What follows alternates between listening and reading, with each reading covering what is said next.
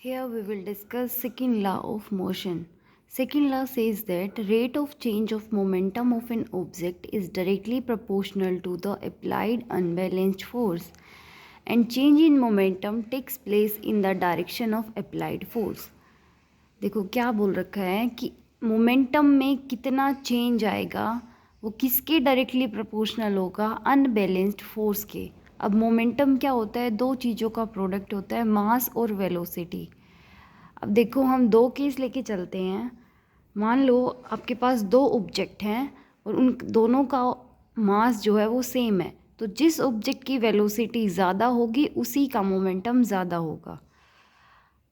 अगर हम इससे अपोजिट करते हैं कि वेलोसिटी सेम लेके चलते हैं और मास डिफर है, तो जिसका मास ज़्यादा होगा उसी की मोमेंटम ज़्यादा होगी। अब देखो rate of change of momentum, momentum के रेट में कितना चेंज आएगा वो किसके डायरेक्टली प्रोपोर्शनल होगा, जितना हम फोर्स अप्लाई करेंगे। तो अनबैलेंस्ड फोर्स का मतलब होता है कि हम एक्स्ट्रा फोर्स प्रोवाइड कर रहे हैं उस ऑब्जेक्ट की स्टेट को चेंज करने के लिए। स्टेट चेंज का मतलब है कि उस ऑब्जेक्ट को मूव करवाने के लिए।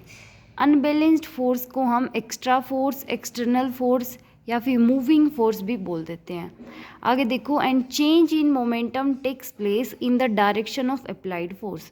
और मोमेंटम जो है उसी डायरेक्शन में टेक्स प्लेस होगा जिस डायरेक्शन में हम एक्स्ट्रा फोर्स अप्लाई करेंगे। मीन्स जिस डायरेक्शन में हम अनबैलेंस्ड फोर्स अप्लाई करेंगे उसी डायरेक्शन में जो है ऑब्जेक्ट की मोमेंटम टेक्स प्लेस होगी, उसी डायरेक्शन में ऑब्जेक्ट मूव करेगा। अब देखो mathematically second law of motion can be written as force equals to mass into acceleration. Mass into acceleration. Acceleration क्या होता है, rate of change of velocity. अब देखो एक्सेलरेशन की यूनिट क्या हो जाएगी, मीटर पर सेकंड स्क्वायर, और मास की केजी। तो यूनिट हो जाएगी फोर्स की किलोग्राम मीटर पर सेकंड स्क्वायर, और फोर्स की यूनिट को हम न्यूटन भी बोलते हैं। तो unit of force is also called Newton. अब देखो बाय ग्राफ, ये फोर्स और एक्सेलरेशन के बीच में है, यहाँ पे है फोर्स और मास के बीच में। क्योंकि देखो हमने देखा कि mathematically second law of motion can be written as force equals to mass into acceleration. अब हमने एक बार फोर्स का मास के साथ दिखा दिया, एक बार एक्सेलरेशन के साथ। अगर हम फोर्स का एक्सेलरेशन के साथ दिखाएंगे तो मास कांस्टेंट आ जाएगा, अगर फोर्स का मास के साथ दिखाएंगे तो एक्सेलरेशन कांस्टेंट आ जाएगा। अब देखो कैसे होगा। मान लो अगर हमें मास को कांस्टेंट दिखाना है, मास कांस्टेंट कब होगा, जब force divided by acceleration constant आएगा। अब देखो bye graph we can say जब ऑब्जेक्ट फोर्स कम लगा रहा है तो एक्सेलरेशन क्या हो रही है, कम लग रही है। अगर फोर्स ज़्यादा लग रहा है तो एक्सेलरेशन ज़्यादा हो रही है। अगर और भी ज़्यादा फोर्स होगा तो एक्सेलरेशन और भी ज़्यादा होगी। तो देखिए ये ग्राफ, ये स्ट्रेट लाइन जो है ये मास कांस्टेंट को रिप्रेजेंट कर रही है।